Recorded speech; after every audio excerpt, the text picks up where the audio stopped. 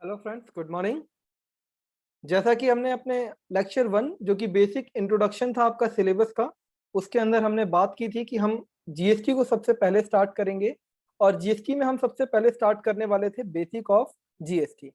पर basic of GST से पहले आपको बेसिक ऑफ टैक्सेशन पढ़ना बहुत जरूरी है। यानी कि टैक्स क्या होता है, कैसे लगाया जाता है, कब लगाया जाता है, टैक्स जानना बहुत जरूरी है। तो बेसिक ऑफ टैक्स यानी कि टैक्स कैसे लगाया जाता है, कब लगाया जाता है, कौन लगाता है, किसके पास पावर है, ये वाला जो लेक्चर है आपको आपको डिस्क्रिप्शन में मैं लिंक दे दूंगा, आप वहां से उसको जरूर देखिएगा। अभी जो हम स्टार्ट करेंगे वो बेसिक ऑफ जीएसटी से स्टार्ट करने वाले हैं, क्योंकि ये वीडियो मैंने ऑलरेडी पहले बनाया हुआ है, तो आप वहां से जाकर के देख लीजिएगा इसको। और आपको ये नीचे डिस्क्रिप्शन में मिल जाएगा। ओके, सो फर्स्ट हम जब स्टार्ट करने वाले हैं वो हमारा बेसिक ऑफ जीएसटी। तो जीएसटी को स्टार्ट करने से पहले एक छोटा सा पार्ट यहाँ पे भी डिस्क्रिप्शन का जो दिया हुआ है, डेफिनेशन दी हुई है कि यानी टैक्स के अंदर आपके दो डिफरेंट टाइप के टैक्सेशन होते हैं, डायरेक्ट टैक्स और इनडायरेक्ट टैक्स। आप जैसा कि जानते हो, मैं थोड़ा जूम कर देता हूँ, आपको दिखाई देगा। और प्लीज अगर मैं कुछ लिखता हूं तो आप उसको नोट डाउन जरूर कर लेना। और क्योंकि ये मैं आपके सिलेबस से ही पढ़ा रहा हूँ, आपकी बुक से पढ़ा रहा हूँ, तो आप अगर मैं यहाँ पे कोई चीज अंडरलाइन करता हूँ या कोई चीज लिखता हूँ तो प्लीज आप लोग भी अपनी बुक्स और अगर आप कॉपी में नोट करना चाहते हैं तो कॉपी में नोट जरूर करना, अदरवाइज आप बुक में अंडरलाइन जरूर कर लेना। क्योंकि मैं यहाँ से सिर्फ रेलिवेंट पढ़ाने वाला हूँ जो कि आपके एग्जाम सिलेबस से रिलेटेड होता है और आपको एग्जाम में मार्क्स दिलाएगा। दूसरी चीज, आपको कंसेप्ट पूरा क्लियर होने वाला है क्योंकि आपके बुक में ऑलरेडी सारी चीजें दी हुई हैं, तो आपको कोई भी टेंशन लेने की जरूरत नहीं है। सबसे पहले हम पढ़ने वाले हैं फंडामेंटल ऑफ जीएसटी। तो फंडामेंटल जीएसटी का पढ़ने से पहले हमको एक चीज जानना होगा कि डायरेक्ट टैक्सेशन और इनडायरेक्ट टैक्सेशन क्या होता है। देखो, आप इनकम टैक्स पे करते हो, आप जीएसटी पे करते हो, दो अलग अलग टैक्सेशन सिस्टम है। एक आपका डायरेक्ट टैक्स का पार्ट होता है और एक आपका इनडायरेक्ट टैक्स का पार्ट होता है। बट आप इसकी पहचान कैसे करते हो? देखो, जब जो बंदा टैक्स पे करता है, अगर लायबिलिटी भी टैक्स पे करने की उसकी ही थी, तो अगर टैक्स उसका ही था, उसने ही पे किया, तो वो आपका डायरेक्ट टैक्सेशन के अंदर काम आएगा। मतलब जब अगर वो अपना टैक्स का बर्डन किसी और पर डाल नहीं सकता, यानी कि मेरा बर्डन है, मुझे ही उसको बियर करना, मैंने गवर्नमेंट को पे कर दिया, तो वो आपका डायरेक्ट टैक्सेशन होता है। जैसे कि इनकम टैक्स, मैंने पैसा कमाया, मैंने कमाया और मेरी इनकम थी, उस पर टैक्स कैलकुलेट हुआ, मैंने उसका टैक्स पे कर दिया। अब क्या मैं अपने इनकम टैक्स की रिकवरी किसी दूसरे से कर सकता हूं? नहीं कर सकता। लेकिन इनडायरेक्ट टैक्सेशन थोड़ा सा डिफरेंट होता है। इनडायरेक्ट टैक्सेशन में क्या होता है, मैंने टैक्स पे किया, मान लो मैं एक मैन्युफैक्चरर हूं, तो अगर मैं मैन्युफैक्चरर हूं, मैंने कोई गुड्स मैन्युफैक्चरिंग करी और मैन्युफैक्चरिंग भी सप्लाई के अंदर कवर होती है, तो अगर मैंने मैन्युफैक्चरिंग करी और इस वजह से मेरे ऊपर जीएसटी आ गया, तो मैंने जो जीएसटी लगाया, जो मैंने जीएसटी जो मेरा अमाउंट कैलकुलेट हुआ वैल्यू के ऊपर, वो वैल्यू के ऊपर जो जीएसटी लगेगा वो मैं क्या करूंगा, मैं पे कर दूंगा, तो मैं अपने जेब से थोड़ी पे करूंगा, मैं उसको अपनी एमआरपी के अंदर जोड़ करके अगले वाले कस्टमर से रिकवर कर लूंगा। ऐसे ही ये चलता रहता है, यानी कि जब आप अपना बर्डन जो होता है आगे शिफ्ट कर देते हो, तो इसको बोलते हैं आपका इनडायरेक्ट टैक्सेशन। इसके अंदर क्या होता है, आपका जो फाइनल बर्डन होता है वो किसके ऊपर आता है? वो कस्टमर के ऊपर आता है, यानी जो कंज्यूमर जो कंज्यूम करता है, not customer, it's consumer. Customer और कंज्यूमर में डिफरेंस होता है। कस्टमर का मतलब क्या होता है, जिसको मैं सेल करता हूं वो कस्टमर होता है, लेकिन कंज्यूमर का मतलब होता है जो उसको फाइनली कंज्यूम कर लेगा। मतलब एक इंडस्ट्री कस्टमर भी हो सकती है और एक इंडस्ट्री कंज्यूमर भी हो सकती है। पहले तो हमको ये समझना बहुत जरूरी है। क्यों? क्योंकि मान लो अगर इंडस्ट्री ने वो सामान आगे फर्दर बेचने के लिए खरीदा है तो वो कस्टमर है, लेकिन अगर उसने उसको खुद यूज करने के लिए खरीदा है तो वो कंज्यूमर है। अगर वो कस्टमर के रूप में उसे खरीदती है तो वो उसका बर्डन आगे शिफ्ट कर देगी और आगे वाले पर्सन से, नेक्स्ट जो उसका कस्टमर होगा, उससे वो उसे कलेक्ट कर सकती है। लेकिन अगर उसने खुद कंज्यूम कर लिया तो वो उसका इनपुट जो है आगे नहीं ले पाएगी, क्योंकि वो उसकी फाइनल कंज्यूमर हो गई, तो उसको वो आगे अपना उसका बर्डन शिफ्ट नहीं कर सकती। चलो, तो पहला जो डिफरेंस है, the pair of tax and sufferer of tax one and same. इसका मतलब है जो बंदा टैक्स पे करेगा और जो उसको बियर कर रहा है, सफर मतलब होता है जिसके ऊपर पड़ रहा है, तो जो उसको पे कर रहा है, जो उसको सफर कर रहा है, दोनों एक ही पर्सन है। जैसे कि मैंने बताया, इनकम टैक्स के अंदर मैं पे करता हूं और मैं ही उसको बियर करता हूं, मैं आगे किसी और से नहीं ले सकता। दूसरी चीज, अगर मैं इनडायरेक्ट टैक्सेशन में बात करूं, तो payer of tax not sufferer of tax, where sufferer of tax is not paying directly to the government. यानी कि सोचो, सफरर कौन है? कंज्यूमर, क्या कंज्यूमर खुद डायरेक्टली गवर्नमेंट को टैक्स पे करता है? नहीं, कंज्यूमर तो पे करता है उससे जिससे जिससे उसने बाय किया, और वो गवर्नमेंट को टैक्स पे करता है, तो वो तो पेयर हो गया। बट क्या कहते हैं, मैं जो कंज्यूमर है मैं सफरर हूं, तो जो सफरर है वो गवर्नमेंट को डायरेक्टली पे नहीं करता यहाँ पे। अच्छा, दूसरी चीज, जब मैं डायरेक्ट टैक्सेशन की बात करता हूं तो वो इनकम बेस्ड होती है। जैसे कि मैंने बताया कि मेरा इनकम टैक्स, मैं जितना कमाऊंगा इनकम के ऊपर जो मेरा टैक्स बनेगा वो डायरेक्ट टैक्सेशन में आ जाएगा। जबकि इनडायरेक्ट टैक्सेशन जो सिस्टम होता है वो होता है सप्लाई बेस्ड। आप सप्लाई करेंगे, क्योंकि जीएसटी पूरा का पूरा सप्लाई के ऊपर है, तो ये सप्लाई बेस्ड टैक्सेशन होता है। दूसरा, अब अगर मैं बात करूं डायरेक्ट टैक्सेशन की, तो डायरेक्ट टैक्सेशन के ऊपर जो रेट होता है टैक्स कैलकुलेट करने का, वो पर्सन टू पर्सन वेरी करता है। पर्सन टू पर्सन, जैसे अगर आप इंडिविजुअल हो तो आपका टैक्स रेट दूसरा है, अगर आप क्या कहते हैं कंपनी हो तो आपका टैक्स रेट दूसरा है। आप सारे ही पर्सन की कैटेगरी में आते हैं, आपको पता होगा इंडिविजुअल पर्सन, आपका क्या कहते हैं कंपनी, अगर सॉरी इंडिविजुअल पर्सन हो, कंपनी हो, अगर वो एचयूएफ हो, एलएलपी हो, पार्टनरशिप, ये सभी पर्सन की कैटेगरी में आते हैं। बट सबके लिए डिफरेंट कैटेगरी है टैक्स का रेट का। लेकिन अगर मैं बात करूं इनडायरेक्ट टैक्सेशन की, तो ये आपका पर्सन टू पर्सन वेरी नहीं करता, ये गुड्स टू गुड्स वेरी करता है। यानी कि अलग अलग गुड्स की अलग अलग ड्यूटी का रेट हो सकता है, लेकिन एक गुड्स का अगर कोई ड्यूटी रेट या कोई रेट अगर आपने डिस्क्राइब कर दी या मेंशन है, तो वो कोई भी पर्सन खरीदे उसको, उसका जो रेट ऑफ टैक्सेशन है वो बराबर ही रहेगा। दूसरा, अगर मैं डायरेक्ट टैक्सेशन की बात करूं, तो डायरेक्ट टैक्सेशन के ऊपर अगर मैं बात करूं, जो टैक्स से रेवेन्यू जनरेट होगा, अब सोचो मान लो मैंने 5 करोड़ कमा लिया, उसके ऊपर आपका क्या कहते हैं 1.25 करोड़ का टैक्स बनता है, तो ये जो टैक्सेबल रेवेन्यू है ये सारा का सारा कौन बियर करेगा, मतलब बियर कह रहा हूं, कौन इसको क्या कहते हैं यूज करेगा, कौन इसको एंजॉय करेगा? ये सारा का सारा सेंट्रल गवर्नमेंट के पास जाता है, यानी कि पूरा का पूरा इनकम टैक्स जो है वो सेंट्रल गवर्नमेंट का रेवेन्यू होता है। बट मैंने जैसा कि आपको फर्स्ट लेक्चर जो बेसिक था मैंने वहां पे भी बात कर दिया था कि जीएसटी जो है वो डुअल जीएसटी मॉडल होता है। तो डुअल जीएसटी मॉडल के अंदर क्या होगा, आपका कुछ पोर्शन स्टेट के पास जाता है, कुछ पोर्शन आपका क्या कहते हैं सेंट्रल के पास जाता है। तो यहाँ पर रेवेन्यू जो होता है वो शेयर हो जाता है, कुछ सेंट्रल गवर्नमेंट के पास जाएगा और कुछ स्टेट गवर्नमेंट के पास जाएगा। अच्छा, एक बहुत इंपॉर्टेंट चीज, आपका इनकम टैक्स और क्या कहते हैं जीएसटी यानी इनडायरेक्ट टैक्सेशन के अंदर बहुत डिफरेंट होता है। जैसे कि इनकम टैक्स में क्या होता है, आप साल भर पैसा कमाते हैं और उसके बाद उसके अगले साल आपको टैक्स पे करना होता है। बट जीएसटी में ऐसा नहीं होता, इनडायरेक्ट टैक्सेशन में ऐसा नहीं होता। यहाँ पे कोई प्रीवियस ईयर और असेसमेंट ईयर का कंसेप्ट नहीं होता। इनकम टैक्स में प्रीवियस ईयर में आप इनकम जनरेट करते हैं और उसके नेक्स्ट ईयर जो कि असेसमेंट ईयर होता है उसमें आप क्या कहते हैं इनकम को कैलकुलेट करके टैक्स कैलकुलेट करके पे करते हैं। यानी कि वहां पर प्रीवियस ईयर जिसमें आप इनकम जनरेट करते हैं और असेसमेंट जब आप इनकम को कैलकुलेट करते हैं। जबकि इनडायरेक्ट टैक्सेशन में ऐसा नहीं होता, वहां पे previous year assessment year same होता है, क्योंकि इस मंथ का टैक्स आपको नेक्स्ट मंथ में पे करना होता है। तो ईयर वाइज अगर मैं बात करूं तो दोनों सेम होता है। दूसरी चीज, अगर मैं बात करूं गवर्निंग बॉडी की, गवर्निंग बॉडी क्योंकि दो अलग अलग आपके डिफरेंट टाइप के टैक्सेशन है, तो इसको जो गवर्न कर रहा है जो बोर्ड है वो भी अलग अलग है। एक जगह आपका सीबीडीटी है और एक जगह आपका सीबीआईसी है। सीबीडीटी, सीबीडीटी मतलब central board of direct taxation, ठीक है। दोनों की दोनों मिनिस्ट्री ऑफ क्या कहते हैं फाइनेंस के अंडर आते हैं। सो सीबीडीटी यानी central board of direct taxation, ये आपको अंडरलाइन करना है, CBDT central board of direct taxation. और इसको कंट्रोल करता है सीबीआईसी।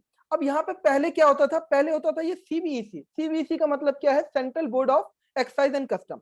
बट अभी ये हो गया central board of indirect tax and custom. क्यों? क्योंकि पहले आपका एक्साइज ड्यूटी हुआ करती थी और अब क्या कहते हैं पूरा का पूरा जो है इनडायरेक्ट टैक्सेशन जीएसटी के अंदर कवर हो गया है। तो आपका उसके अंदर अलग अलग टैक्सेशन नहीं है, एक ही टैक्स है और एक आपका कस्टम अलग से है। तो ये जो नाम चेंज हो गया इसका वो है central board of indirect tax and custom हो गया है। और ये डेट हुई थी आपकी चेंज 1 फरवरी 2019 से। दूसरा, अगर मैं बात करूं दोनों टैक्सेशन के नेचर की, तो ये प्रोग्रेसिव इन नेचर होता है। आप ज्यादा इनकम कमाओगे तो आपको क्या कहते हैं ज्यादा टैक्स देना होता है। और ये रिग्रेसिव नेचर का होता है। रिग्रेसिव का मतलब कम नहीं होता, आप कितनी भी क्या कहते हैं सेल करोगे आपके ऊपर टैक्स जो है वो बराबर आएगा। तो यहाँ पर अगर मैं पूरे के पूरे डायरेक्ट टैक्स और इनडायरेक्ट, क्योंकि यहाँ से एमसीक्यूज भी बनते हैं, आपको ये भी ध्यान देना है कि इससे आपका एमसीक्यू बनता है पेपर में। तो आपको ये ध्यान देना है यहाँ पे क्या क्या इंपॉर्टेंट है। पहला, कि जो पेयर है और जो सफरर है वो अलग अलग है। एक इनकम बेस्ड टैक्सेशन है तो दूसरा सप्लाई बेस्ड टैक्सेशन है। तीसरा, कि यहाँ पर जो डायरेक्ट टैक्स में जो इनकम टैक्स में आपका रेट होता है वो पर्सन टू पर्सन वेरी करता है, जबकि यहाँ पे गुड्स टू गुड्स वेरी करता है। अलग अलग गुड्स के अलग अलग गुड्स एंड सर्विसेज के रेट हो सकते हैं, बट ये पर्सन टू पर्सन वेरी नहीं करता। यहाँ पे अगर मैं बात करूं इनकम टैक्स में, तो जो भी आपका टैक्स होता है वो पूरा का पूरा सेंट्रल गवर्नमेंट के पास जाता है, तो पूरा एंटायर रेवेन्यू जो होगा वो सेंट्रल गवर्नमेंट का होगा। और अगर मैं बात करूं इनडायरेक्ट टैक्सेशन के अंदर, तो आपका यहाँ पे dual GST model, dual model है, तो यहाँ पर आपका कुछ पोर्शन जो सेंट्रल के पास जाएगा और कुछ पोर्शन जो आपका स्टेट के पास जाने वाला है। इनकम टैक्स में प्रीवियस ईयर और आपका असेसमेंट ईयर का कंसेप्ट होता है, जो कहता है आप एक पूरे साल इनकम कमाओ और उसके अगले साल आपको टैक्स पे करना है कैलकुलेट करके।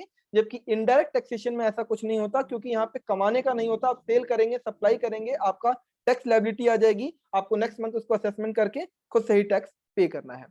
दूसरा, एक के ऊपर आपका बोर्ड सीबीडीटी है, दूसरे के ऊपर सीबीआईसी है, जिसका नाम पहले सीबीईसी था। चलो, सो फर्स्ट हमने फंडामेंटल देख लिया जीएसटी का, वो कैसे काम करता है।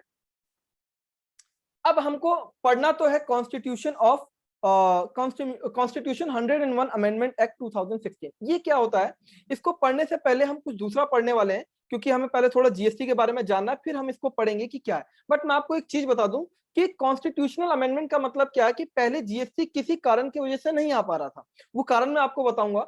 जिस कारण की वजह से वो जीएसटी यहाँ पे जो है आ नहीं पा रहा था, आप कॉन्स्टिट्यूशनली वो वैलिड नहीं था कि आप जीएसटी को लगा पाए।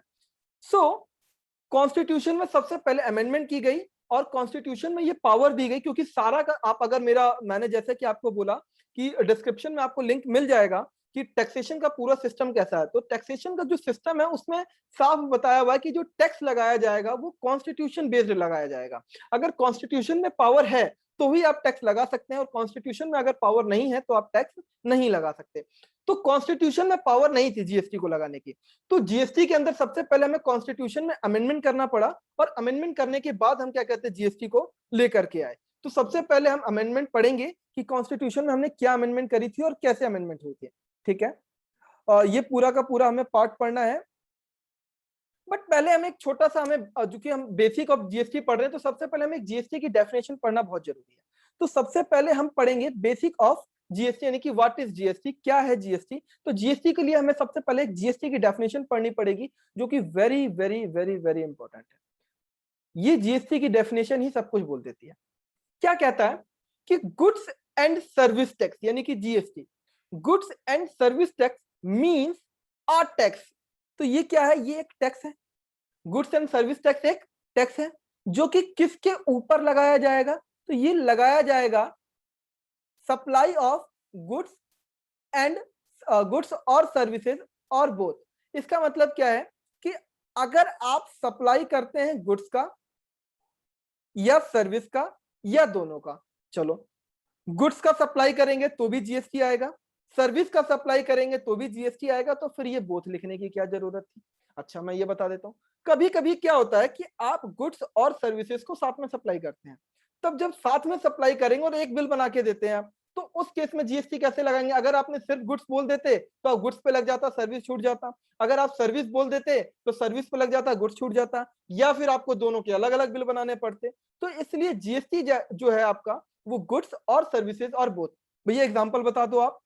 तो एग्जांपल है, आप रेस्टोरेंट में जाते हैं, आप वहां पे गुड्स खरीदते हैं, खाते हैं, और साथ में आपको रेस्टोरेंट की सर्विसेज भी मिल रही होती है, वेटर सर्विसेज दे रहा होता है आपको, क्या कहते हैं एसी, आपको बैठने की सर्विसेज, सिटिंग सर्विसेज मिल रही होती है। तो गुड्स एंड सर्विस टैक्स जो है वो लगता है सप्लाई ऑफ गुड्स और सर्विसेज और बोथ। यहां पर जो है वो सबसे इंपॉर्टेंट जो पार्ट है वो है आपका सप्लाई। एक मिनट,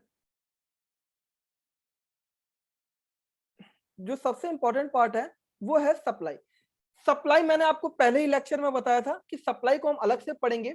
जब तक सप्लाई नहीं होगी, सोचो गुड्स है वो, सर्विस है वो, बट अगर वो क्या कहते हैं सप्लाई नहीं हो रहा, तो उसके ऊपर टैक्स नहीं आएगा। तो गुड्स और सर्विस की सप्लाई होना बहुत जरूरी है, तो सप्लाई की हम डेफिनेशन पढ़ेंगे, और अगर वो सप्लाई होगा तभी उसके ऊपर जीएसटी लगाएगा। लेकिन कह रहा है एक्सेप्ट, एक्सेप्ट का मतलब होता है छोड़ करके, मतलब अगर वो सप्लाई हो रहा है, अगर वो गुड्स और सर्विसेज हैं या गुड्स है वो सप्लाई हो रहा है, लेकिन वो क्या है, alcoholic liquor for human consumption. अगर आप, यानी कि आप जो आपका एल्कोहलिक लिकर होता है, जो आपकी दारू होती है, जो आपका वाइन होता है, अगर इसको आप ह्यूमन कंजप्शन के लिए सप्लाई कर रहे हैं, ह्यूमन कंजप्शन के लिए अगर आप सप्लाई कर रहे हैं, तो इसके अगर ये सप्लाई है, बट क्योंकि ये alcoholic liquor for human consumption और डेफिनेशन से ही आउट कर दिया, इसे कहते हैं डेफिनेशन से बाहर कर देना। कह रहा है कि गुड्स एंड सर्विस टैक्स लगेगा, ये एक टैक्स है जो लगेगा सभी प्रकार की गुड्स एंड सर्विसेज, ये दोनों की सप्लाई पर, लेकिन ध्यान रहे कि अगर alcoholic liquor for human consumption की सप्लाई हो रही है तो उसके ऊपर नहीं लगेगा। अब हमको ये समझना बहुत जरूरी है, कुछ लोग कहते हैं कि दारू मतलब अल्कोहल पे लगता ही नहीं है, तो ये गलत बात है। क्यों? क्योंकि अल्कोहल पे उसने ये नहीं बोला कि जीएसटी से बाहर है, उसने बोला कि अगर अल्कोहलिक लिकर का सप्लाई ह्यूमन कंजप्शन के लिए हो रहा है, आपको पता है अल्कोहल का यूज आपका क्या कहते हैं इंडस्ट्री में भी होता है, तो अगर वो इंडस्ट्री में सप्लाई हो रहा है तब वहां पर आपका जीएसटी आएगा। अच्छा, अब ये डेफिनेशन जो दी हुई है ये कॉन्स्टिट्यूशन के अंदर दी हुई है, आर्टिकल 366 सब आर्टिकल 12A में।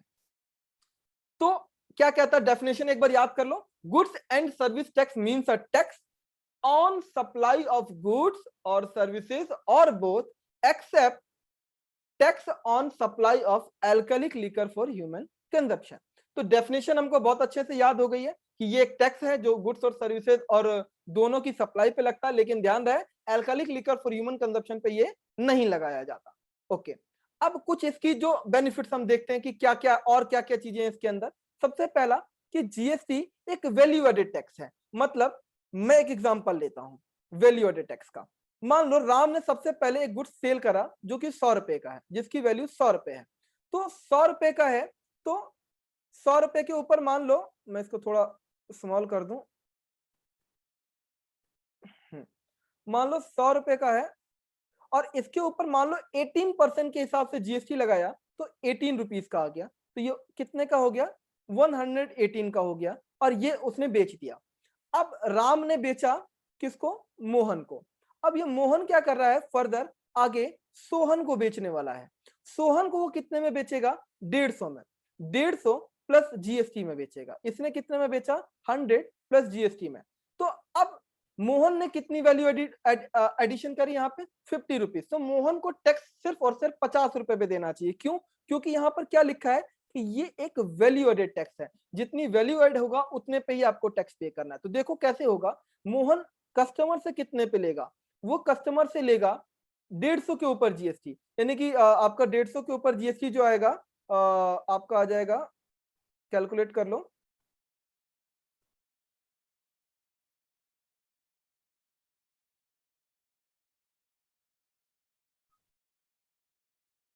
ये आ जाएगा 27 रुपीज।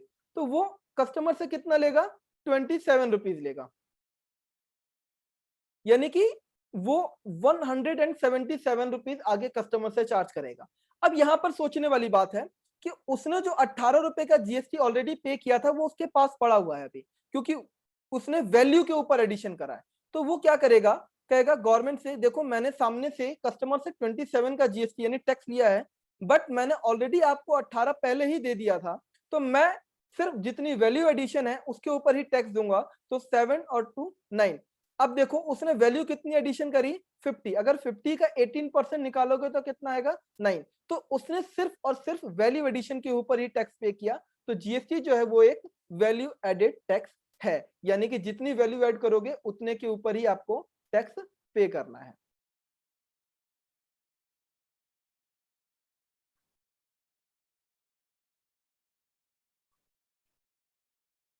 ठीक। दूसरा, मैंने आपको ये लेक्चर 1 में बताया था कि जीएसटी जो है ये डेस्टिनेशन बेस्ड कंजप्शन टैक्स है। अब होता क्या, मैं अगर इस वाले एग्जांपल में ही लूं, तो जो जीएसटी का आप अमाउंट कलेक्ट करते हो, जो आपने पहले 18 लिया, उसके बाद आपने जो 27 लिया जिसमें से आपने 9 रुपीज पे किए, तो ये जो पे होते हैं ये गवर्नमेंट के पास जाता है और ये दो हिस्सों में जाता है। जैसे ये 9 जाएगा, ये 4.5 जाएगा है। तो अब इसका कुछ पोर्शन सेंट्रल के पास जाएगा, कुछ स्टेट के पास जाएगा। तो सेंट्रल तो एक है, आपको पता है पूरे के पूरे इंडिया का एक ही गवर्नमेंट, मतलब गवर्नमेंट है तो सेंट्रल गवर्नमेंट के पास जाएगा। लेकिन स्टेट कौन से स्टेट को जाएगा? मान लो अगर दिल्ली से या हरियाणा चला जाए, तो अगर दिल्ली से दिल्ली में ही सेल हो रहा है तो दोनों ही दिल्ली है तो ठीक है, दिल्ली के पास जाने वाला है। बट अगर सेल दिल्ली से हरियाणा हो रहा है तो अब किस गवर्नमेंट को इस टैक्स का बेनिफिट मिलना चाहिए? तो ये जिस जो भी मतलब डेस्टिनेशन होगा जहां पर लास्ट सप्लाई हो रही है उस टैक्स उस स्टेट को इसका बेनिफिट मिलेगा। तो ये डेस्टिनेशन बेस्ड, ये बहुत बहुत इंपॉर्टेंट है, वेरी वेरी इंपॉर्टेंट। आपका ये एमसीक्यू के लिए पूछता है कि जीएसटी एक डेस्टिनेशन बेस्ड टैक्सेशन है, तो आपको उसमें यस करना होता है, ये GST is dash based taxation system या कंजप्शन बेस्ड सिस्टम, तो आपको वहां पे डेस्टिनेशन लिखना होता है। तो ये मतलब जिस स्टेट में आपका जो लास्ट डेस्टिनेशन होता है वहां पर इसका बेनिफिट पहुंचता है। दूसरा, जीएसटी आपको comprehensive and continuous chain of tax credit देता है। इसका मतलब आपको समझना बहुत जरूरी है। इसको कैसे समझते हैं कि पहले जो आपका टैक्सेशन सिस्टम था, मैं अगर पुराने टैक्सेशन सिस्टम की बात करूं तो जो आपका एक्साइज होता था वो आपका एक्साइज ड्यूटी लगती थी वो सेंट्रल के पास जाता था और एक्साइज लगता था मैन्युफैक्चरिंग के ऊपर। अगर आप कोई चीज मैन्युफैक्चरिंग करते थे तो जीएसटी से पहले आपको एक्साइज ड्यूटी पे करनी पड़ती थी। अच्छा, अब जैसे ही आपने ये एक्साइज ड्यूटी पे कर दी वो सेंट्रल के पास चला गया। अब आपने क्या करा, सेम स्टेट में मैन्युफैक्चरिंग करने के पास उसको सेल कर दिया। जैसे ही आप सेल करते थे और सेल सेम स्टेट में हो गई तो वहां पे आता था वैट। अब वैट होता था स्टेट का, वैट होता था आपका स्टेट का। तो अब क्या होता था, मान लो कि 100 रुपए का है तो 100 रुपए के ऊपर मान लो 20% आपका एक्साइज ड्यूटी है तो वो 120 हो गया। और वो 120 की चीज अगर आगे वो फर्दर सेल करता था तो जब 120 में वो आपका वैट लगा के बेचता था तो वैट में एक्साइज का बेनिफिट नहीं मिलता था, क्रेडिट नहीं मिलता था। रीजन, क्योंकि ये सेंट्रल का टैक्स होता था, वैट स्टेट के पास जाता था। तो यहां पर बड़ी दिक्कत होती थी, मतलब लॉस हो गया आपका सीधे सीधे। सेम ऐसे ही आपका क्या कहते हैं, मान लो पहले वैट लगा, अब वैट लगने के बाद फिर आपने क्या करा, उसको आपने दूसरे स्टेट में सेल कर दिया और वहां पर जब दूसरे स्टेट में सेल करते थे तो सीएसटी लगता था पहले, सेंट्रल सेल्स टैक्स। तो जब आप सेंट्रल सेल्स टैक्स लगाते थे तो ये जाता था आपका सेंट्रल के पास। अब सीएसटी जो कि मिलता आपको स्टेट को ही था, लेकिन इसका जो लेवी होता था वो सेंट्रल के थ्रू होता था। तो यहां पर वैट का इनपुट नहीं मिलता था। तो ये जो दिक्कत है, ये जो चैन में दिक्कत आती थी, ये चैन सिस्टम जो था क्योंकि कंटिन्यूस फ्लो नहीं था वहां पे, तो वो खत्म करता। और ये जीएसटी में बेनिफिट है, आप कहीं से भी सेल करो, कैसे भी सेल करो, जो चैन सिस्टम है वो बराबर आपको मिलता रहेगा। बस आपकी कंडीशन एक है कि जिसको भी आप सेल कर रहे हैं वो सारे के सारे पर्सन जो है वो रजिस्टर्ड होने चाहिए। ठीक है, यानी ये कंटिन्यूअस चेन सिस्टम आपको प्रोवाइड कराता है। नेक्स्ट, जीएसटी में जो बर्डन होता है, जैसा कि मैंने आपको पहले बताया, ये इनडायरेक्ट टैक्सेशन सिस्टम है। तो इनडायरेक्ट टैक्सेशन के अंदर क्या होता है, फाइनल कंज्यूमर जो होता है उसको ही बर्डन बियर करना पड़ता है। उसके बाद कास्काडिंग इफेक्ट को ये खत्म करता है। कास्काडिंग इफेक्ट मैं आपको बहुत बाद में मतलब इस नेक्स्ट लेक्चर के अंदर स्टार्टिंग में बताऊंगा, इसका एक पूरा केस स्टडी बताऊंगा कि कास्काडिंग इफेक्ट होता कैसे है। और मैं इसको बताऊंगा जब वैट और एक्साइज के दोनों को साथ में कॉम्बिनेशन लेकर के कि कास्काडिंग इफेक्ट क्या होता है जब टैक्स के ऊपर टैक्स लग जाता है। तो ये टैक्स के ऊपर टैक्स ना लगे, ये जीएसटी के अंदर बेनिफिट है, क्योंकि सारा इनपुट मिल जाता है तो टैक्स के ऊपर टैक्स नहीं लगेगा।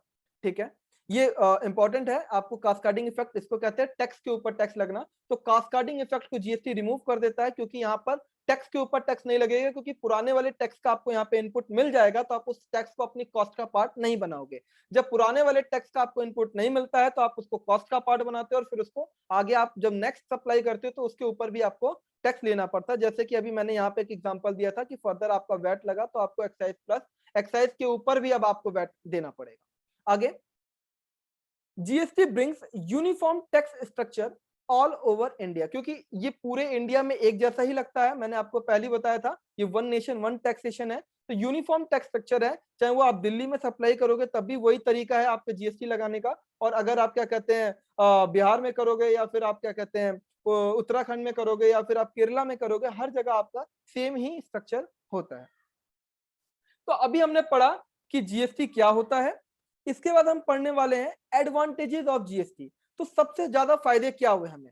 सबसे पहला तो क्योंकि ये वन नेशन वन टैक्सेशन है तो आपको बहुत सारे अलग अलग टैक्सेशन एक्ट पढ़ने की जरूरत नहीं है, अलग अलग टैक्स नहीं पढ़ना, आपको सिर्फ एक पढ़ना है जीएसटी। पहले जो कि बंडल ऑफ टैक्सेशन सिस्टम थे, जैसे वैट था, value added tax, CST central state tax, service tax, आपका क्या कहते हैं सीएडी, एसएडी, आपका जो एडिशनल ड्यूटीज होती थी, ठीक है, और एक्साइज। तो ये आपके जो है अब नहीं लगेंगे, क्योंकि ये सारे इन सभी को रिमूव करके क्या बनाया हमने, जीएसटी बनाया।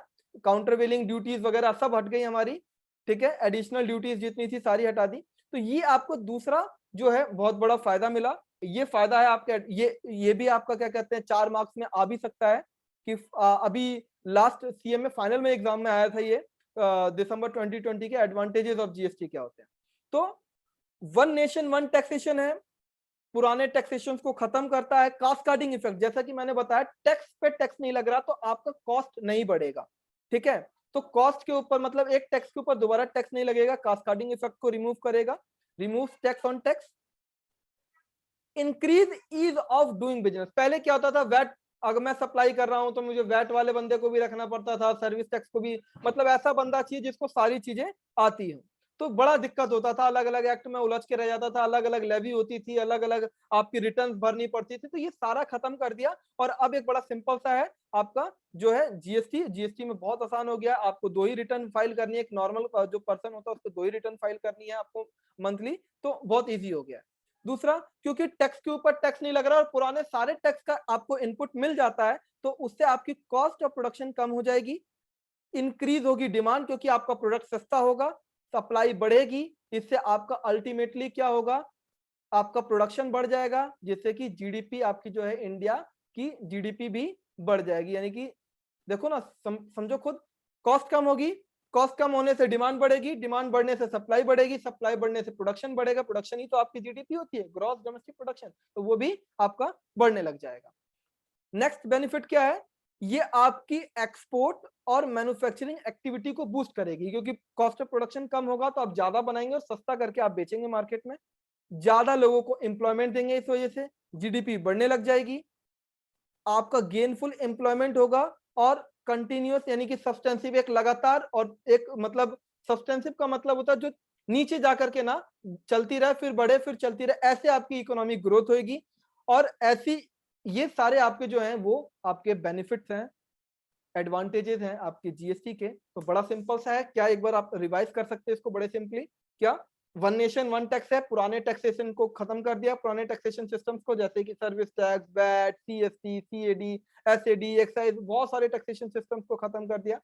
उसके बाद कास्केडिंग इफेक्ट्स को खत्म कर दिया, यानी टैक्स के ऊपर टैक्स नहीं लगेगा, बिजनेस करना आसान हो गया इसकी वजह से, कॉस्ट सस्ती हो गई, डिमांड बढ़ गई, जीडीपी बढ़ेगी इसकी वजह से, एम्प्लॉयमेंट बढ़ेगी इसकी वजह से, इकोनॉमी में ग्रोथ आएगा। तो ये बहुत सारे अच्छे अच्छे फायदे हैं जीएसटी के आने के, ठीक है। कुछ लोग कहते हैं जीएसटी से नुकसान हो, कुछ नुकसान नहीं है। पहले जो लोग जो बिजनेसमैन जो पहले थे ना, उनसे पूछो कि उनको फायदा हुआ है कि नहीं हुआ है। कुछ लोगों का तो काम है अपोज करने का कि नहीं यार हमें फायदा नहीं हो रहा, लेकिन आप खुद सोचो, जो मतलब मल्टीपल आप अलग अलग चीजों के ऊपर आपका ध्यान था, आप सर्विस दे रहे हो, सर्विस के लिए आपको सर्विस टैक्स भी लगाना है, उसके हिसाब से आपको चलना है, आप गुड सेल करते हो साथ में तो आपको वैट के हिसाब से भी चलना है, आपने दूसरे स्टेट में सेल कर दी तो सीएसटी के हिसाब से चलना है आपको, ठीक है। तो आप मैन्युफैक्चरिंग भी साथ में करते हैं तो आपको एक्साइज, मतलब कितने सारे अलग अलग एक्ट के हिसाब से आपको चलना पड़ता था पहले। तो ये सारी चीजें हटा दी, अब आपको सिर्फ एक एक्ट के हिसाब से ही चलना। एक बंदा जिसको एक एक्ट की नॉलेज है वो आपके सारे टाइप के काम को देख सकता है, क्योंकि अब अलग अलग तरीके से नहीं, सिर्फ सप्लाई के बेस पे ही पूरा का पूरा जीएसटी को लगाया गया। सो हमने दो चीजें पढ़ी, सबसे पहला हमने पढ़ा कि आपका जीएसटी होता क्या है, और दूसरा हमने पढ़ा आपका कि जीएसटी के बेनिफिट यानी कि एडवांटेजेस क्या है। अब वन नेशन वन टैक्स पढ़ लेते हैं। वन नेशन वन टैक्स आपको जैसा कि मैंने बताया कि ये पूरे इंडिया में लगता है, तो पूरे इंडिया में जब लगता है तो हमको अब ये चीज लिखनी पड़ती है, और कुछ दिनों के बाद हमें इसे लिखने की जरूरत नहीं होगी। कि पहले क्या होता था कि कुछ बहुत सारे ऐसे एक्ट होते थे जो आते थे और वो state of Jammu and Kashmir पे नहीं लगते थे। तो अगर कोई ऐसा मतलब एक्ट आता था जो लगता है और वो क्या कहते हैं जम्मू एंड कश्मीर पे भी लगता है, तो उसको आपको बताना पड़ता है कि ये पूरे इंडिया पे लगता है, साथ में जम्मू एंड कश्मीर पे भी लगता है। तो यहाँ पे भी लिखा हुआ है कि जीएसटी आपके पूरे इंडिया पे लगता है, इंक्लूडिंग जम्मू एंड कश्मीर पे, ठीक है। अब आपको समझना क्या है, समझना ये है कि नॉर्मली जो है वो 1 जुलाई 2017 1 जुलाई 2017 को जीएसटी आ गया था इंडिया के अंदर। लेकिन जब 1 जुलाई 2017 को जीएसटी इंडिया में आया था तो वो जम्मू एंड कश्मीर पे नहीं लग रहा था। क्यों? जम्मू एंड कश्मीर का जो स्टेट था उसने इसका एक्ट ड्राफ्ट नहीं किया था। उसने कब पास किया? उसने 7 जुलाई 2017 को, यानी 7 जुलाई 2017 को जब जम्मू एंड कश्मीर ने अपने स्टेट लेजिस्लेचर में जीएसटी का, स्टेट जीएसटी यानी एसजीएसटी, अभी हम पढ़ने वाले हैं इसको, एसजीएसटी क्या होता है और सीजीएसटी क्या होता है, जब state goods and service tax को उसने पास किया बिल को, और जब वहां पर वो क्या कहते हैं 7 तारीख को पास किया और 8 तारीख से वो इफेक्टिवली काम करने लग गया, तो हम बोलते हैं कि 7 जुलाई 2017 से पूरे इंडिया में लगा और 1 जुलाई 2017 से पूरे इंडिया में लगा एक्सेप्ट जम्मू एंड कश्मीर। अब क्या है, अब यहाँ पे समझते हैं कि जो हमारे प्रेसिडेंट ऑफ इंडिया हैं, आपको पता है कोई भी एक्ट बनता है, इसके लिए भी आप मेरे लेक्चर 1 को ही फॉलो करोगे तो वहां से पता चल जाएगा कि एक्ट कैसे बनाया जाता है और कौन पास करता है। तो जो प्रेसिडेंट है, जब तक वो उसके ऊपर असेंट नहीं देते वो एक्ट आपका पास नहीं होता, ना ही वो एक्ट एप्लीकेबल होता है। तो प्रेसिडेंट ने ऑर्डिनेंस पास किया और उसमें 2 डिफरेंट टाइप के central goods and service tax extension to Jammu and Kashmir ordinance pass किया। यानी कि देखो, सबसे पहले जब 1 जुलाई 2017 को लगा था तो सीजीएसटी एक्ट जो बना और जो पास हो गया, उसके अंदर जम्मू एंड कश्मीर की बात नहीं की गई, जबकि सेंट्रल है। तो जब अब जम्मू एंड कश्मीर को भी सीजीएसटी के अंदर ही मिलाना था तो क्या करा, एक ऑर्डिनेंस पास करके जो प्रेसिडेंट ने ऑर्डिनेंस पास किया और इसके थ्रू उसको भी सीजीएसटी का पार्ट बना दिया। और दूसरा क्या कहते हैं, IGST, integrated goods and service tax ordinance 2017। अब ये आईजीएसटी क्या होता है मैं अभी आपको बताऊंगा, जब डुअल टैक्सेशन सिस्टम बताऊंगा तो मैं आईजीएसटी बताऊंगा कि कब आईजीएसटी का यूज किया जाता है। Extending the domain of central GST and the integrated GST. अब क्या होता है कि जब आप जैसे अभी दिल्ली में सेल करेंगे तो दिल्ली में आपका एक पोर्शन होगा सीजीएसटी का और एक पोर्शन होगा एसजीएसटी का, यानी कि एक पोर्शन टैक्स आपका सेंट्रल गवर्नमेंट के पास जाएगा और एक पोर्शन ऑफ टैक्स आपका जाएगा स्टेट गवर्नमेंट यानी दिल्ली गवर्नमेंट के पास, यानी दिल्ली एसजीएसटी, ठीक है, या दिल्ली जीएसटी बोल सकते हैं आप उसको। ऐसे ही जब जम्मू एंड कश्मीर के लिए आपको एप्लीकेबल कराना हुआ तो जम्मू एंड कश्मीर के लिए का भी एक पोर्शन सीजीएसटी में जाएगा। तो इसलिए आपको सीजीएसटी के अंदर आपको क्या करना पड़ेगा, पहले तो सीजीएसटी के अंदर जम्मू एंड कश्मीर पार्ट नहीं था तो आपको ऑर्डिनेंस से उस सीजीएसटी का पार्ट बनाना पड़ा, ठीक है। दूसरा, अब अगर आप दिल्ली से हरियाणा सेल करते हैं तो आपको वहां पर सीजीएसटी एसजीएसटी नहीं लगता, आप वहां पे आईजीएसटी लगाते हैं। अब ये आईजीएसटी क्या होता है अभी हम थोड़ी देर बाद पढ़ेंगे इसको।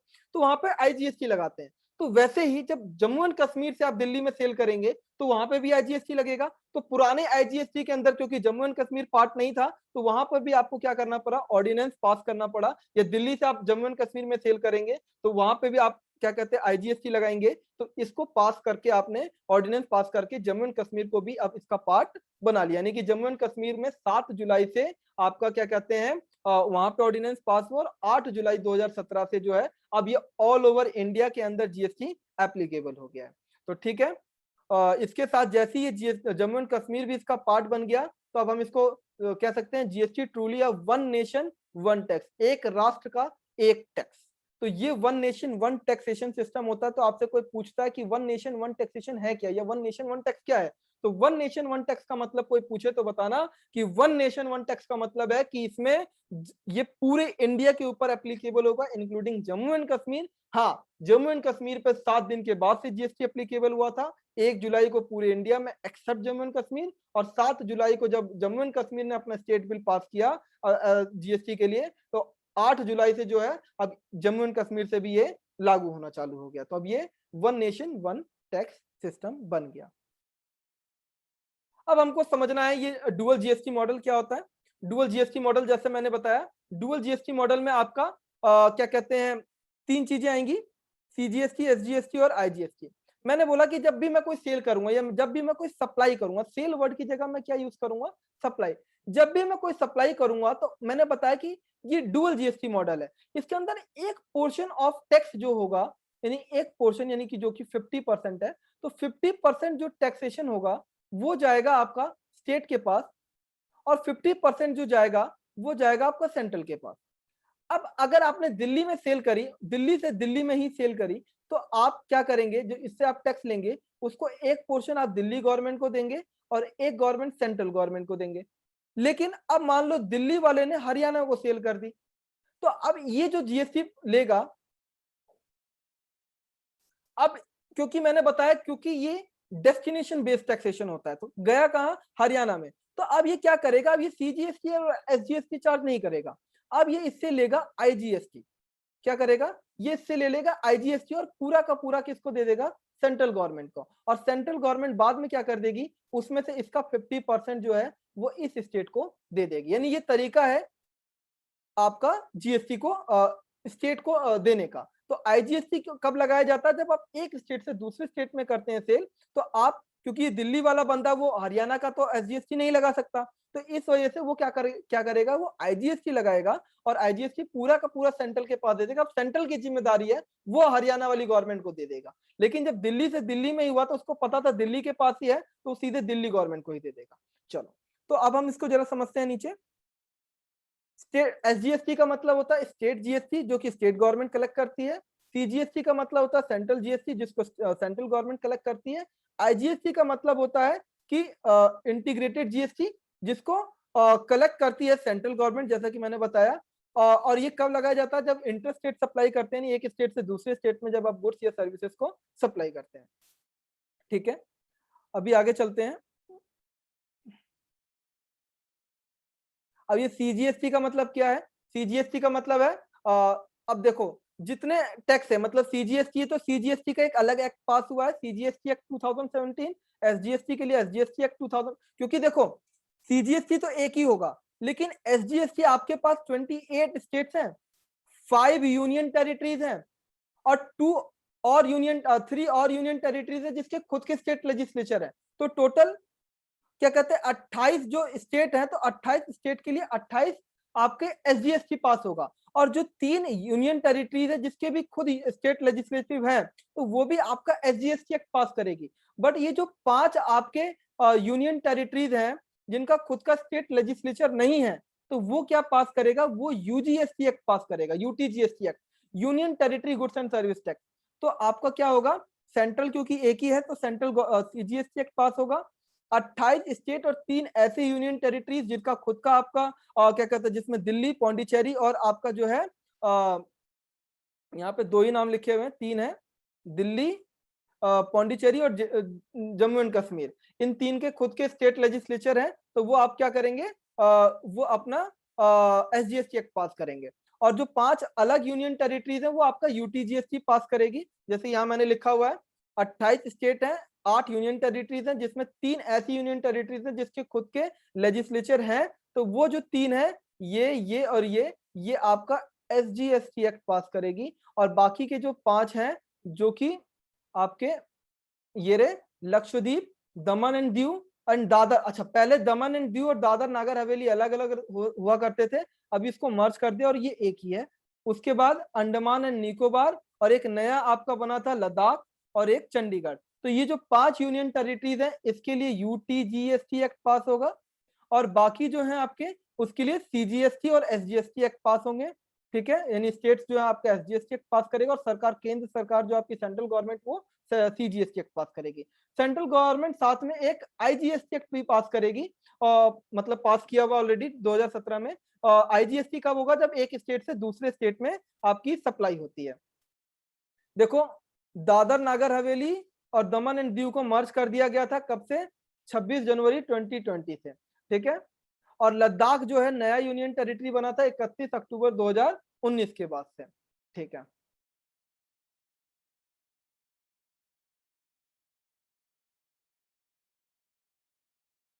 अब यहाँ पर हमको जो है ये सारा तो हमने पढ़ लिया।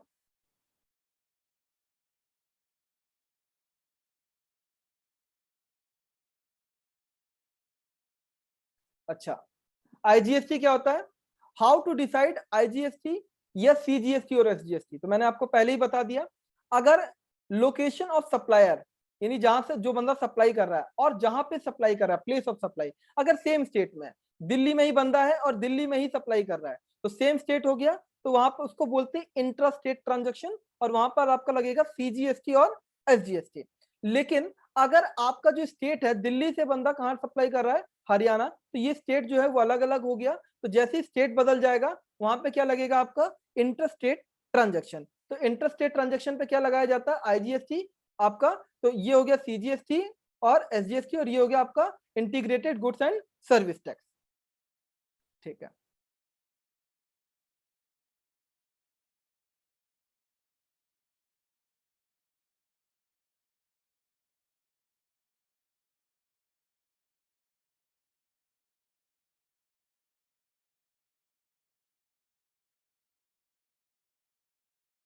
अब हमें पढ़ना है जीएसटीएन। जीएसटीएन का मतलब होता है goods and service tax network. इतना बड़ा one nation one taxation system है, तो आपको क्या लगता है बगैर आईटी इंफ्रास्ट्रक्चर के ये पॉसिबल होगा? नहीं हो पाएगा। तो एक आईटी इंफ्रास्ट्रक्चर चाहिए हमको, जो इस पूरे पूरे जीएसटी जो नेटवर्क हमारा जिस तरीके से काम कर रहा है इसको कंट्रोल करे।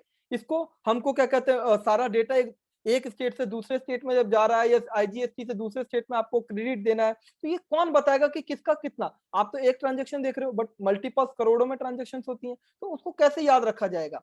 तो हम क्या करा, सरकार ने क्या करा कि जीएसटीएन के नाम से एक कंपनी खोली, जो कि सेक्शन 8 कंपनी है, जो कि नॉन फॉर प्रॉफिट कंपनी, जिसका काम सिर्फ सरकार को मदद करना था। ये नॉन गवर्नमेंट कंपनी है, प्राइवेट लिमिटेड कंपनी, ठीक है। अच्छा, इस कंपनी का मतलब क्या था? ये technology backbone for GST in India, ये टेक्नोलॉजी के लिए काम कर रही है। इसका काम क्या है? तो भैया ये पूरा आईटी इंफ्रास्ट्रक्चर को देखेगी, ठीक है। जीएसटी क्योंकि एक डेस्टिनेशन बेस्ड टैक्स है, तो आपको इंटर स्टेट ट्रांजेक्शन का रिकॉर्ड रखना बहुत जरूरी है, क्योंकि आईजीएसटी का जो टैक्स होगा वो क्या करना पड़ेगा, सेटल करना पड़ेगा किसके साथ? स्टेट्स के साथ, जिस स्टेट में यूज हो रहा है। तो आईजीएसटी का जो अमाउंट है कितना सेंटर पे जाएगा कितना स्टेट पे जाएगा उसको सेटल करना है।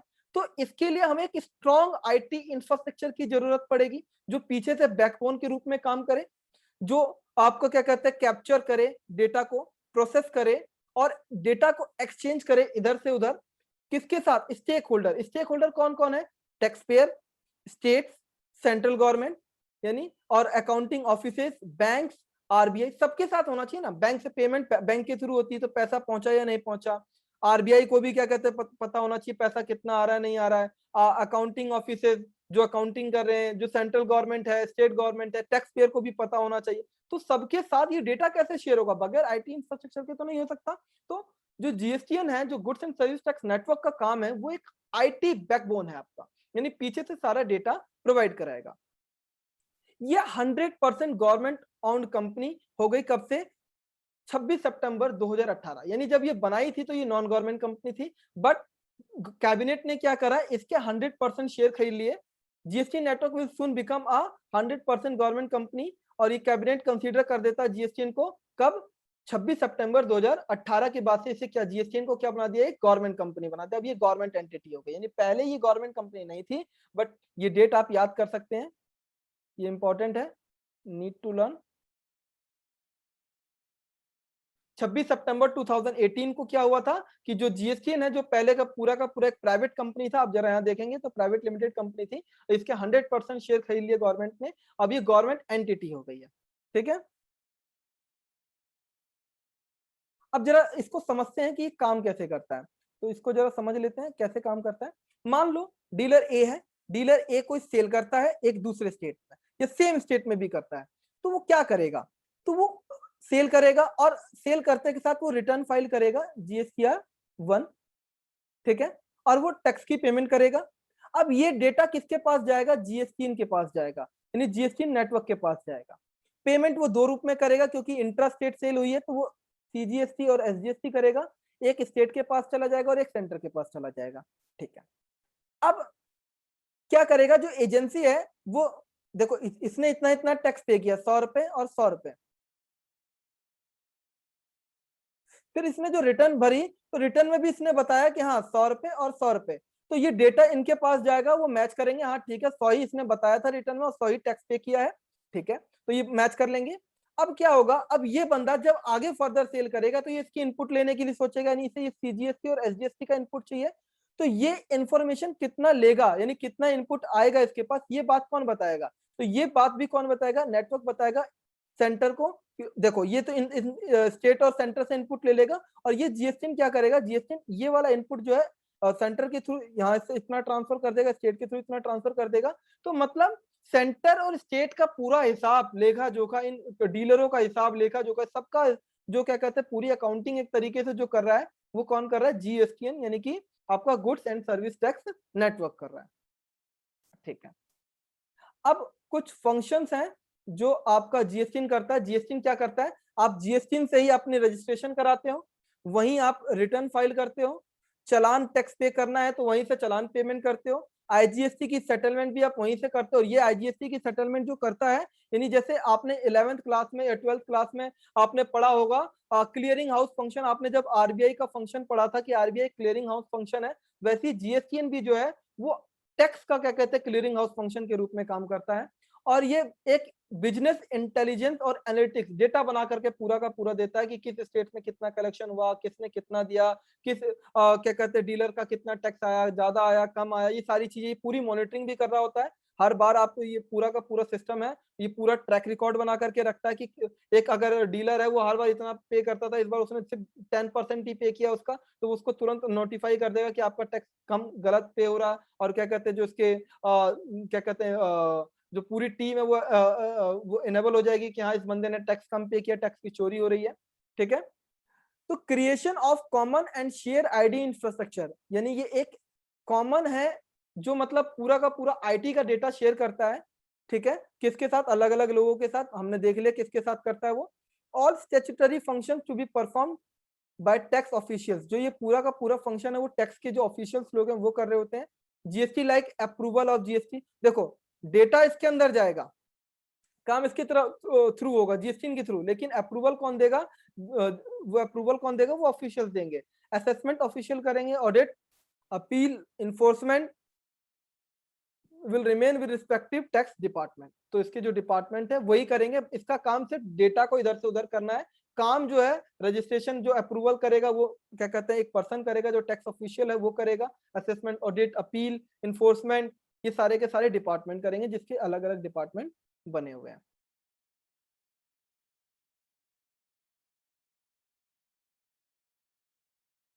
आप इसमें देख सकते हो harmonisation of business process and format, ये इसमें बहुत साफ नहीं दिख रहा, मैं जूम करके देखता हूँ। नहीं, जूम में भी नहीं आ रहा। ये डेटा आपका आईटी इंटरफेस है आपका, दोनों साइड डेटा आपका शेयर कर रहा है, सेंटर और क्या कहते हैं स्टेट टैक्स आईटी सिस्टम और common and share IT infrastructure. ठीक है, अगर हम बात करें कोर सर्विसेज की, तो रजिस्ट्रेशन कराता है, रिटर्न सबमिट होती है, यहाँ से पेमेंट होता है, हेल्प डेस्क का भी काम करता है। ठीक है, information on interstate supply and cross credit utilisation, इसकी पूरी इंफॉर्मेशन होती है कि आपने कितना इंटरस्टेट सप्लाई किया है और कितना आपने क्रेडिट यूटिलाइज कर लिया है दूसरे स्टेट का। ये पूरा डेटा एनालिटिक्स करता है, डेटा बना के देता है state wise, month wise, day wise, हर दिन का डेटा बना के देता है किस दिन कितना जीएसटी कलेक्ट हो रहा है, और आईजीएसटी की सेटलमेंट भी करता है। Approval of registration, assessment, refund, audit and enforcement, adjudication, internal workflow to support, and above recovery, analytics and business intelligence। तो ये सारा काम जो है वो टैक्स आईटी सिस्टम करता है और ये सारा काम जो है इंफ्रास्ट्रक्चर के रूप में करता है। चलो,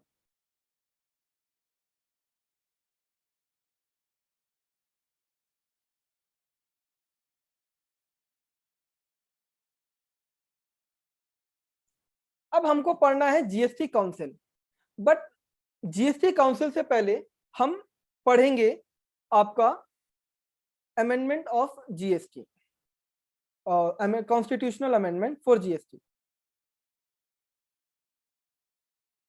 अब जरा समझना, मैंने आपको बोला था कि जीएसटी पहले नहीं लगाया जा सकता था। क्यों नहीं लगाया जा सकता था? अगर आपने मेरा लेक्चर देख लिया होगा जो लिंक डिस्क्रिप्शन में दिया हुआ है तो बहुत बेटर है, अदरवाइज मैं आपको फिर भी बता देता हूं यहाँ पे कि सेंटर के पास कुछ पावर है, स्टेट के पास कुछ पावर है। देखो, कॉन्स्टिट्यूशन में 3 लिस्ट होती है, यूनियन लिस्ट, स्टेट लिस्ट और कंकरेंट लिस्ट। कुछ मुद्दे लिखे हुए हैं कि इस टाइप के अगर कोई मुद्दे होंगे और उस पर टैक्स की कैलकुलेशन या टैक्स लगाना होगा तो वो यूनियन लिस्ट में लिखे हैं और उसके पास पावर जो है वो सेंट्रल गवर्नमेंट पे है और ये पार्लियामेंट के थ्रू क्या कहते हैं एक्ट बना करके टैक्स लगाया जा सकता है।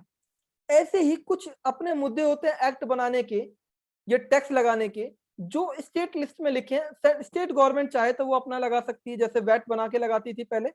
ठीक है, ठीक है, कुछ ऐसे लिस्ट मतलब कुछ ऐसे मुद्दे होते हैं जिसके ऊपर सेंटर भी अपना बना सकती है, स्टेट भी अपना बना सकता है। जैसे मैं अगर मैं बात करूं एक एक्ट की, environmental protection act, human safety act, तो या फिर वुमेन्स प्रोटेक्शन एक्ट, तो ऐसे मुद्दों के ऊपर स्टेट भी अपना एक अलग से एक्ट बना सकती है जो उसकी स्टेट में होगा, और सेंटर भी अपना बना सकती है, सेंटर अपने लिए बना सकती है। जैसे कुछ ऐसे मुद्दे डाले गए जिसके ऊपर यूनियन पावर नहीं है कि सिर्फ सेंट्रल गवर्नमेंट ही बनाएगी।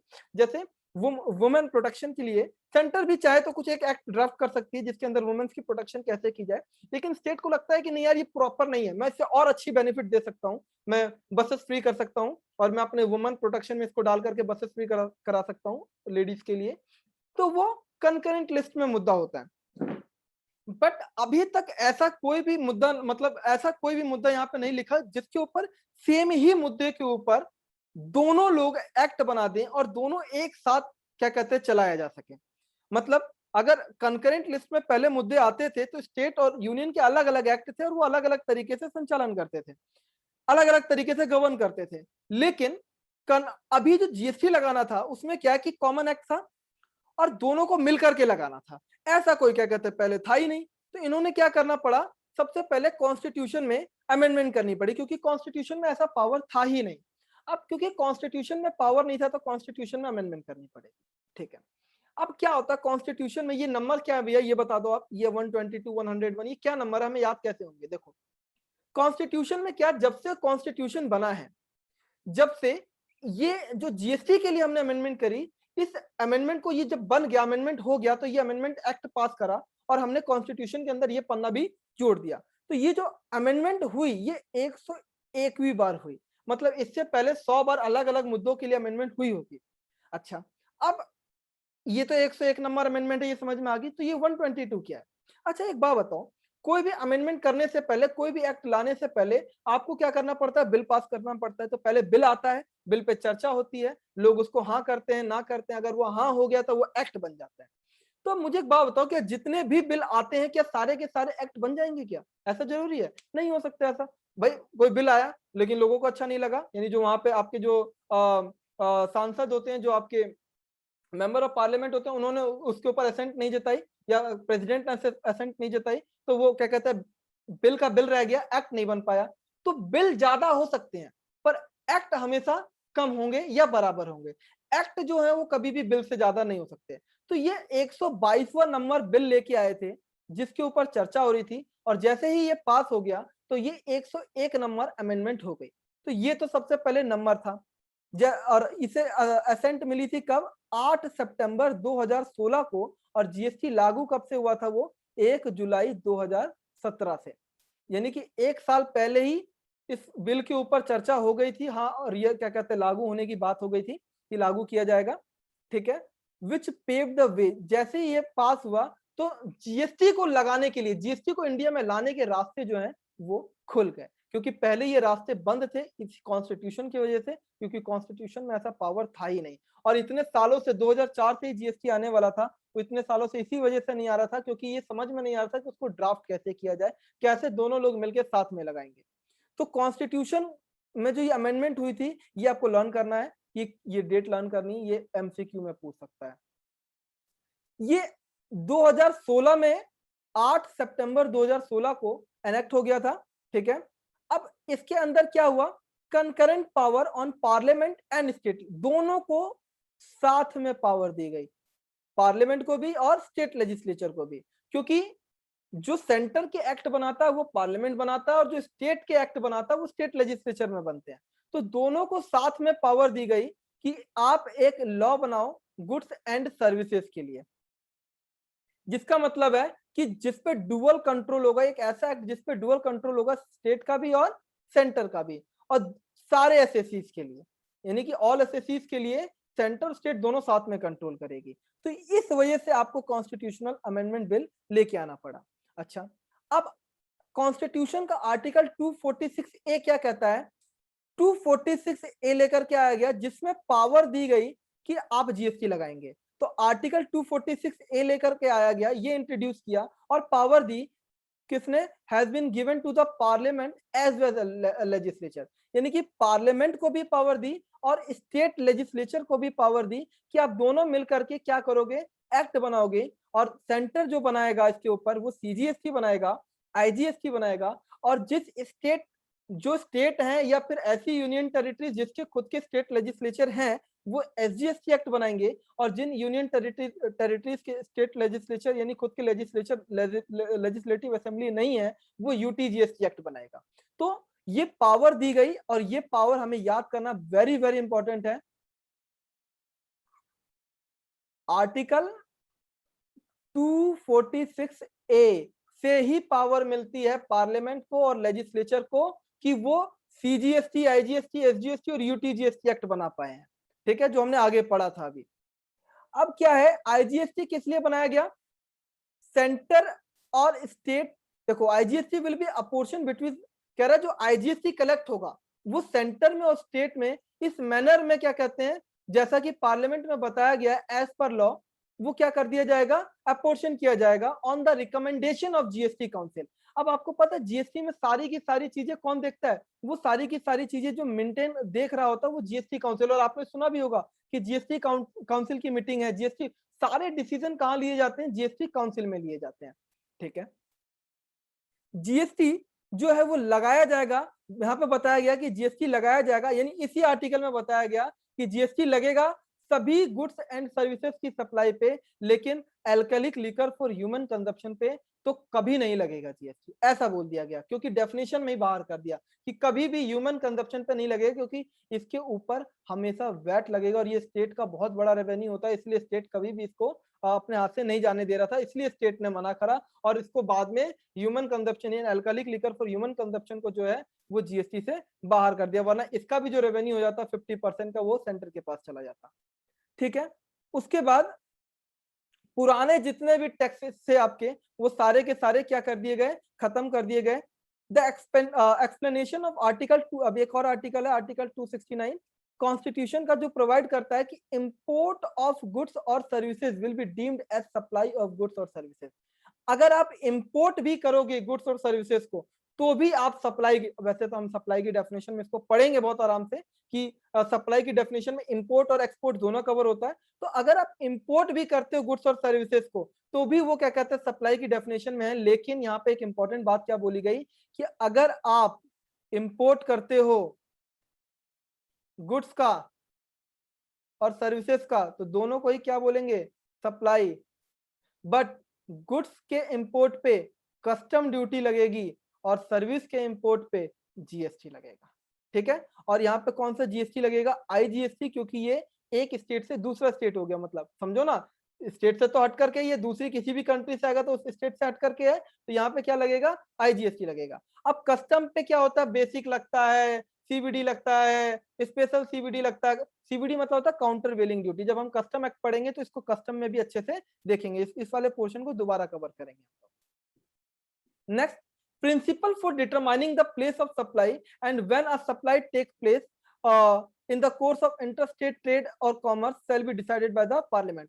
अब किसको इंटरस्टेट ट्रेड बोला जाएगा, किसको आपका क्या कहते हैं इंट्रा बोला जाएगा, और कब क्या लगाया, कौन सा टैक्स लगाया जाएगा, ये डिसीजन किसका था, पार्लियामेंट का, पार्लियामेंट को लेना था। तो इंटरस्टेट सेल होगा तो सीजीएसटी एसजीएसटी, और सॉरी इंटरस्टेट सेल होगा तो सीजीएसटी एसजीएसटी, और इंटरस्टेट सेल होगा तो आपका आईजीएसटी चार्ज होगा। अब एक बहुत इंपॉर्टेंट बात, इसको तो आपको कभी भी नहीं भूलना, वेरी वेरी वेरी इंपॉर्टेंट, जो आपका क्या कहते हैं power to levy central excise duty, वो लगता था कोई भी मैन्युफैक्चरिंग, जब आप गुड्स मैन्युफैक्चर करते थे तो एक्साइज ड्यूटी लगता था, और produced in India available in respect of. अब क्या है कि petroleum crude, high speed diesel, motor spirit, natural gas, aviation turbine fuel और टबैको एंड टबैको प्रोडक्ट की मैन्युफैक्चरिंग के ऊपर। अच्छा, अब इसको और अच्छे से समझता हूं, यहां से लेकर के यहां तक अगर मैं बात करूं कि मैन्युफैक्चर होगा प्लस आगे भी सप्लाई होगी, तो दोनों पे ही जीएसटी नहीं आएगा, दोनों पे एक्साइज ड्यूटी ही आएगी आज भी, यानी एक्साइज पूरी तरीके से खत्म नहीं हुआ है। लेकिन टैबेको के ऊपर क्या है कि मैन्युफैक्चरिंग होगी तो एक्साइज आएगा, और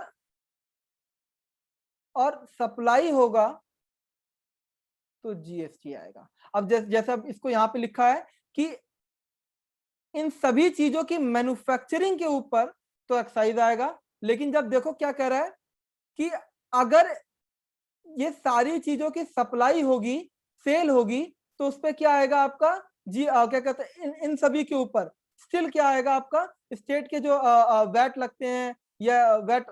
इसको ऐसे समझाता हूं मैं आपको। यहाँ देखो, जो पेट्रोलियम प्रोडक्ट है, देखो ये मैन्युफैक्चर होता है तो आता है आपका एक्साइज, फिर आगे सप्लाई होता है यानी कि सेल होता है, तो अब इसके ऊपर क्या लगेगा, वैट लगेगा या सीएसटी लगेगा जैसे पहले होता था, यानी कि सेम स्टेट में तो वैट और डिफरेंट स्टेट में तो सीएसटी। बट टोबैको का क्या है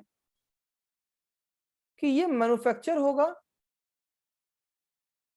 तो लगेगा एक्साइज,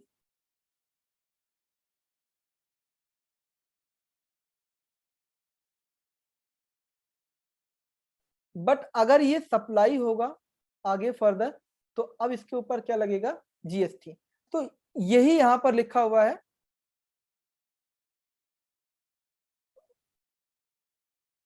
सप्लाई और सप्लाई पे एक्साइज और वैट लगेगा। ठीक है, चलो। तो GST council, once GST council recommend, अच्छा अब ये देखो बहुत इंपॉर्टेंट बात है, शुरू से फिर से बता रहा हूँ कि जीएसटी सब सारे गुड्स एंड सर्विसेज के ऊपर लगता है, लेकिन alcoholic liquor for human consumption पे नहीं लगता। और ये जो नीचे आपके 6 प्रोडक्ट हैं, 7 प्रोडक्ट हैं, सॉरी 6 प्रोडक्ट हैं, जो इनके ऊपर क्या अभी जीएसटी नहीं लग रहा, जैसे petroleum crude, high speed diesel, motor speed, natural gas और एविएशन टर्बाइन फ्यूल पे अभी मैन्युफैक्चरिंग पे एक्साइज लगता है और सेल पे वैट और सीएसटी लगता है। लेकिन टोबैको पे अभी मैन्युफैक्चरिंग पे क्या लगता है, एक्साइज लगता है, और सप्लाई पे फर्दर जीएसटी लगता है। लेकिन इसको जीएसटी से बाहर नहीं किया, जिस दिन जीएसटी काउंसिल रिकमेंड करेगा इन प्रोडक्ट्स को भी क्या कर सकते हैं हम, जीएसटी के दायरे के अंदर भी ले आएंगे। ठीक है, लेकिन alcoholic liquor for human consumption को कभी भी जीएसटी में नहीं ला सकते, क्योंकि वो डेफिनेशन से ही क्या कर दिया है, आपका बाहर कर दिया है। ठीक है,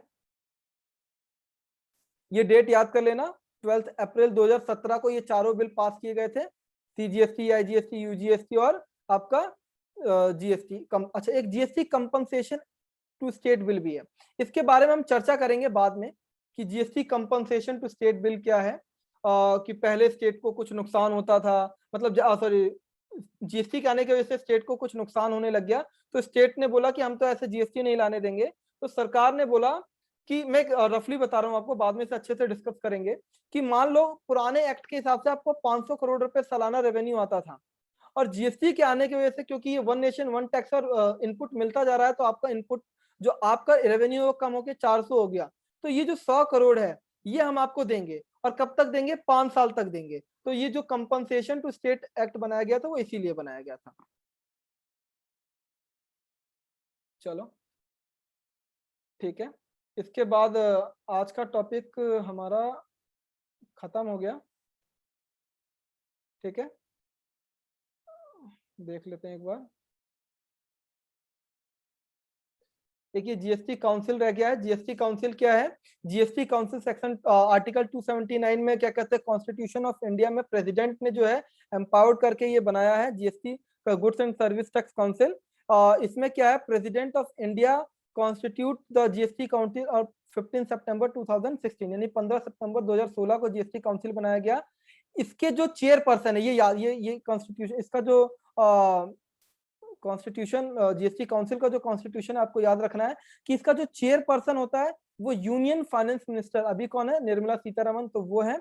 और यूनियन मिनिस्टर ऑफ स्टेट जो होते हैं, state in the charge of finance, वो उसके मेंबर होते हैं। द स्टेट फाइनेंस मिनिस्टर और स्टेट रेवेन्यू मिनिस्टर और other ministry nominated by the each state as a member of the council. इसका मतलब क्या है, मैं बात करता हूँ। जैसे मान लो कि ये काउंसिल है, तो इसमें एक तो होगा चेयरपर्सन, तो ये होगा आपका यूनियन फाइनेंस मिनिस्टर। ठीक है, उसके बाद होगा स्टेट फाइनेंस मिनिस्टर। ये इसके मेंबर होंगे और हर स्टेट अपने तरफ से किसी को नॉमिनेट करेगा एक मेंबर को, तो वो इसके मेंबर होंगे। और जो चेयरपर्सन है वो क्या करेगा, इनमें से किसी को भी, किसी एक को क्या कर देगा, वो वाइस चेयरपर्सन बना सकता है। सभी लोग मिल करके, सॉरी ये सारे लोगों के सारे लोग मिल करके इनमें से किसी एक को वाइस चेयरपर्सन बना सकते हैं। और ये काउंसिल का डिसीजन होगा, जो काउंसिल मिल करके डिसीजन लेगा। ठीक है, काम क्या होता है, इसका फंक्शन क्या है, ये हमें समझना है। ये टैक्स रेट क्या होगा, बढ़ेगा घटेगा, ये सारी चीजें जीएसटी काउंसिल फिक्स करता है। किस गुड्स पे क्या रेट होगा, किस गुड्स को एग्जेम्पशन देनी है, ये भी जीएसटी काउंसिल फिक्स करता है। थ्रेशोल्ड लिमिट, कब आप जीएसटी मतलब कितनी थ्रेशोल्ड होगी, कितनी सेल कर दोगे तो आपके ऊपर कंपलसरी जीएसटी आ जाएगा। क्या अगर कोई डिस्प्यूट होगा तो उसका रेजोल्यूशन कैसे करना है। और GST legislation including rules and notification, जो भी अगर कोई मान लो वैल्यूएशन है तो वैल्यूएशन के लिए रूल्स बने हुए हैं, तो वो रूल्स वगैरह बनाना, कोई नोटिफिकेशन आता तो ये सारी चीजें जीएसटी काउंसिल फिक्स करता है। सो ये जीएसटी काउंसिल का काम है। जीएसटी काउंसिल बनाया गया था आपका 15 सितंबर 2016 को, जिसका वाइस जो चेयरपर्सन होता है वो यूनियन फाइनेंस मिनिस्टर होता है। और minister, union minister of state in charge of finance जो होता है वो इसके मेंबर होते हैं। और जो हर स्टेट से एक मेंबर होता है, जो कि स्टेट का फाइनेंस मिनिस्टर या रेवेन्यू मिनिस्टर हो सकता है, वो भी इसका मेंबर होता है। और सारे लोग मिलकर के जो काउंसिल है उनमें से किसी एक को वाइस चेयरपर्सन बना सकती है। काम क्या होता है, तो टैक्स रेट फिक्स करना होता है कि किस गुड्स पे क्या टैक्स रेट आएगा, एग्जेम्पशन किस गुड्स को देनी है या किस सर्विसेज को देनी है, किस थ्रेशोल्ड लिमिट के बाद आपका जीएसटी आना आपके ऊपर कंपलसरी लेवी हो जाएगा, डिस्प्यूट को कैसे ठीक करना है, और रूल्स वगैरह कैसे बनाने, नोटिफिकेशन यही देता है। सो इसके साथ ही आपका बेसिक इंट्रोडक्शन ऑफ जीएसटी खत्म होता है। मैं आपको फिर से बोल रहा हूँ, डिस्क्रिप्शन में लिंक है जहां पे टैक्स कैसे चार्ज किया जाता है, उस वीडियो को आपको जरूर देखना है। एंड ये कुछ नीचे आपका जो चैप्टर 1 है, इसके अंदर कुछ डेफिनेशन दी हुई है। आपका चैप्टर 1 खत्म हो गया है, कुछ डेफिनेशन दी हुई है। इन डेफिनेशंस को हम पढ़ेंगे, बट ये डेफिनेशन पूरे एक्ट की है, तो एक बार में पढ़ लेंगे तो कोई फायदा नहीं होगा, बाद में हम फिर भूल जाएंगे। तो जैसे जैसे कहीं पर भी इन डेफिनेशंस का यूज होगा, तो हम वहां से पीछे आएंगे और इस डेफिनेशन को दोबारा पढ़ेंगे, फिर उस पॉइंट को जाकर के हम वहां पे पढ़ेंगे। जैसे बिजनेस का मतलब यहाँ पे क्या है, एग्रीगेट टर्नओवर का मतलब टर्नओवर से यहाँ पे क्या है, बिजनेस वर्टिकल का मतलब क्या, बहुत सारी डेफिनेशन है। तो इतनी सारी डेफिनेशन अभी हम नहीं पढ़ेंगे, जैसे जैसे उनका यूज आएगा हम वैसे वैसे उस डेफिनेशन को पढ़ेंगे। इसके साथ ही आपका लेक्चर 1 जो है, जो मेन लेक्चर है, वैसे ये टोटल लेक्चर नंबर 2 है, बट आपका जो मेन लेक्चर यानी बेसिक इंट्रोडक्शन ऑफ जीएसटी आपका खत्म हो गया। हमने जीएसटी के बारे में यहाँ पे बेसिकली देख लिया कि ये सप्लाई बेस्ड है, सप्लाई होगा तभी लगेगा। एल्कलिक लिकर फॉर ह्यूमन कंजप्शन के ऊपर नहीं लगता है, और 6 गुड्स को अभी जीएसटी के दायरे से बाहर रखे गए हैं। ठीक है, जिस दिन जीएसटी काउंसिल रिकमेंड करेगा उस दिन से उसके ऊपर वो आपका क्या कहते हैं जीएसटी लेवी हो जाएगा। जीएसटी एक डेस्टिनेशन बेस्ड टैक्सेशन है। ठीक है, तो आपको ये लेक्चर नंबर 1 याद करना है। ये नोट्स जो है, ये चैप्टर आपका स्टडी मैट है, मैंने स्टडी मैट से ही पढ़ा रहा हूँ, सीएमए इंटरमीडिएट का। सो आप इस स्टडी मैट को अपने स्टडी मैट से देख सकते हैं, नहीं तो मैं इसका लिंक जो है आपको डिस्क्रिप्शन में दे दूंगा। Okay, so thank you friends, thanks for watching.